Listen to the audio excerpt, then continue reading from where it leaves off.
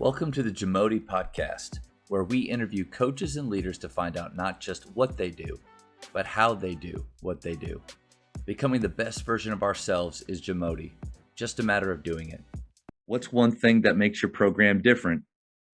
Well, one of the things you talk about having mentors.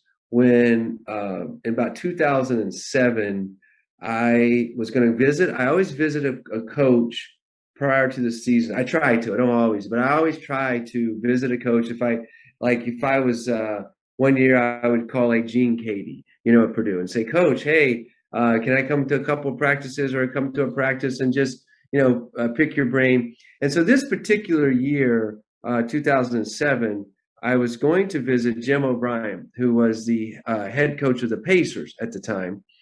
And he was our associate head coach at University of Kentucky with Pitino. And so I kept calling 2-3 times Jim, and he's like my mentor. And I couldn't get a call back. It was really kind of weird. So I pivoted and I called a football guy, Frosty Westerling, who coached football out on the West Coast at Pacific Lutheran. And it's a very small school, similar to Greenville. And Frosty had won like 4 national championships. They were NAIA 2, and then he won 2 NCAA. And he had written a book called The Strange Secret of the Big Time and Make the Big Time Where You Are. And so when I couldn't get Coach O'Brien, so I called Frosty. Frosty literally picks up the phone. I said, Coach, I didn't expect to speak to you, but I said, I'm really like your book, Make the Big Time Where You Are. And so could I come out and visit your program? I'm going to do football this year. I'm going to visit a football program instead of a basketball program. And he said, oh yeah, come on out, stay with me. I mean, he was very kind. I ended up staying with one of his former players, but it literally changed. So you asked like, what's different about our program? That's the first thing, is where we talk about, we have these lessons called the big time lessons, and we make the big time where you are, which is something that Frosty coined. But it's all about me versus me, and living in the window room and not the mirror room, and making a greater individual commitment. So you talk about, Scott, with some of these things that almost seem corny. These Frosty things almost seem corny, but they're like, it's you're competing against your own best self. He calls it red car, blue car. If the red car is you have to be number one or you're no one, the blue car is give it your best shot.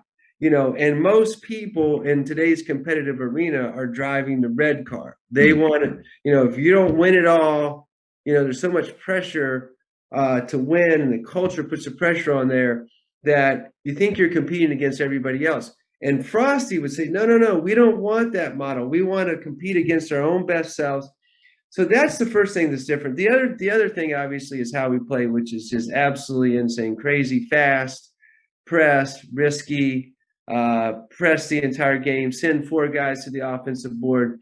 And so you take this, give it your best shot, and you combine it with, let's play a very unique style where we're playing. It's basically a massive experiment in how good you could be playing with freedom.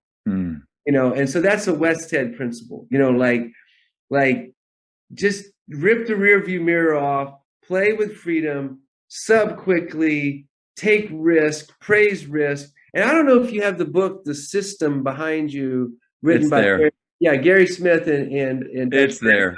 So those guys, see, they're the same way. Like, they have the same philosophy of, praising risk, even if you failed, to not let players play tight.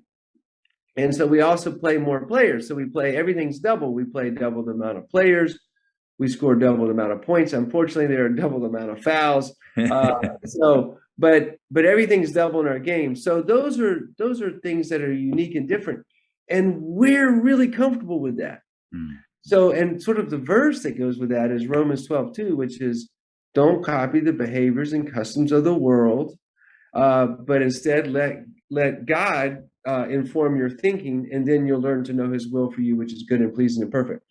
So we want to do that with our philosophy culture, and we want to do that with our basketball culture, and combined together, it's just a really unique program. It's just unique. So I do definitely want to get into that idea of freedom, because I know just with your style of play, but also the way that you coach and believe. I want to talk about that more. One thing you said is about that book. I'm going to check it out, but I'm at a small Christian private school here in Dallas, Fort Worth.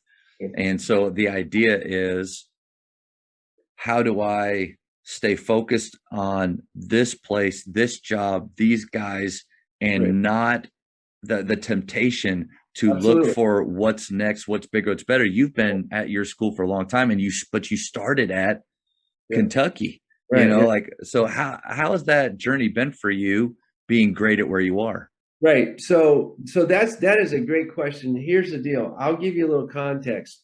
In our I love history and I love context.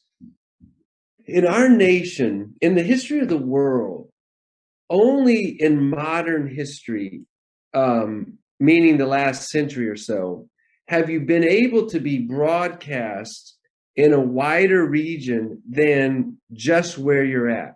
Hmm. So, I tell kids in that are in drama, for example, I have a son who loves to do drama. I have another son who enjoys rapping. Nice. He writes raps. They're very good. Most of them Christian lyrics, and but he enjoys that. And so, the pressure would be to like get to Broadway, or like, make an album, sign with a big label. But I tell them that's not what it's about. Like, it's about blessing your community. So if you have talent and you go to what's the name of your school that you're at right now? Grapevine Faith.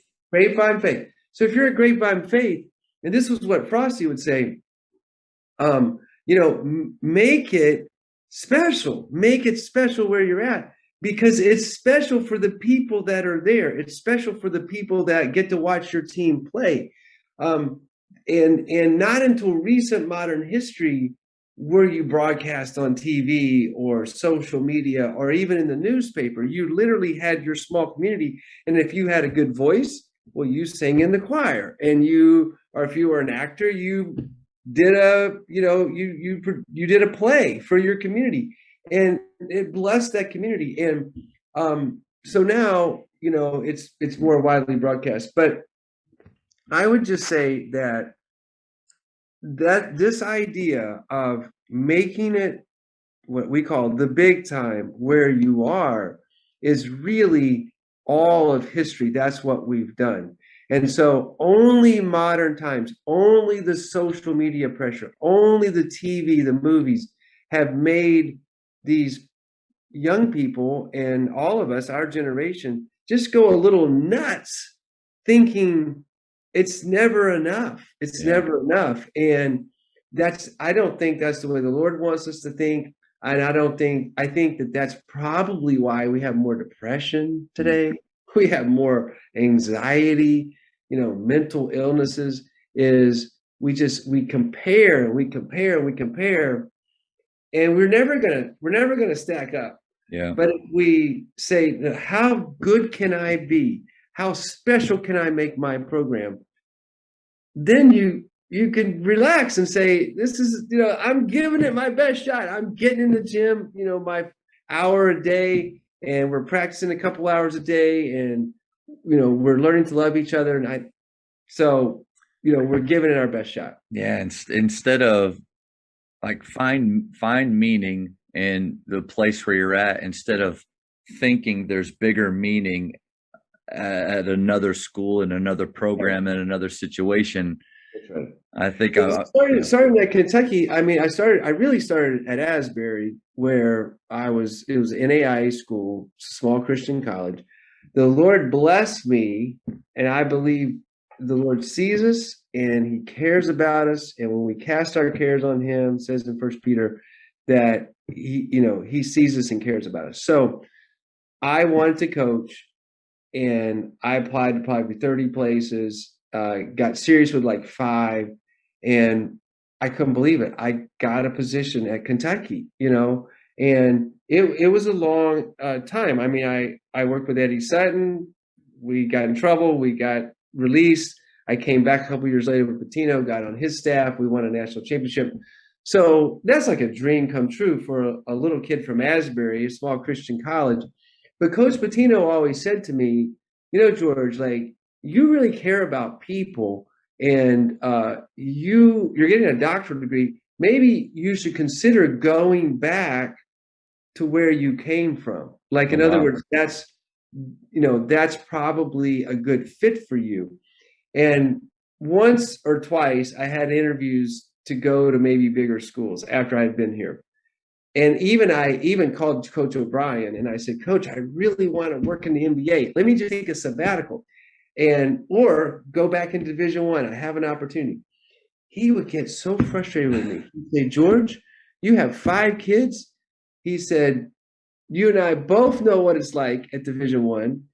You can have such more influence where you're at and change people's lives. My best years were at Wheeling Jesuit, he would say. And I was there for 7 years. Now I've been head coach of 4 NBA teams. My best time ever was the 7 years at Wheeling Jesuit.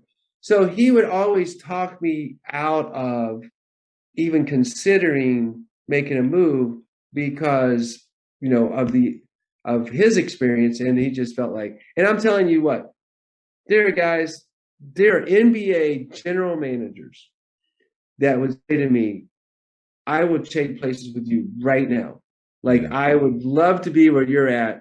And I know where I'm at, it's glamorous. And I know I make, a lot of money and you don't make much.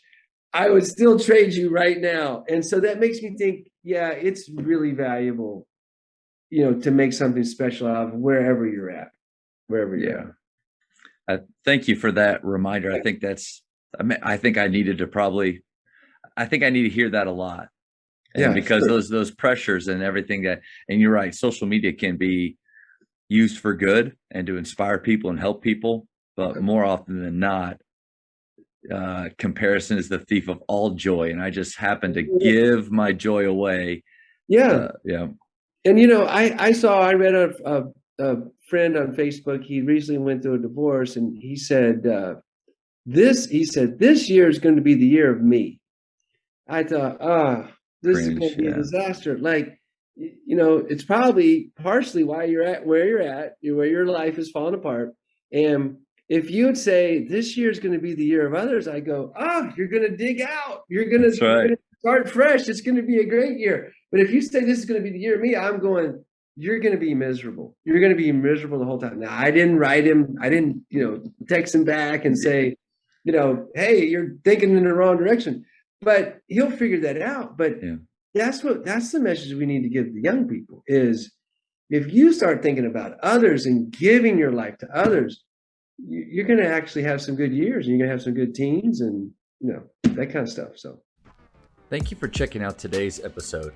Please take a moment to subscribe to this podcast, share it with your fellow coaches, and find us on social media for what's coming up next on the Jamodi podcast. It's just a matter of doing it.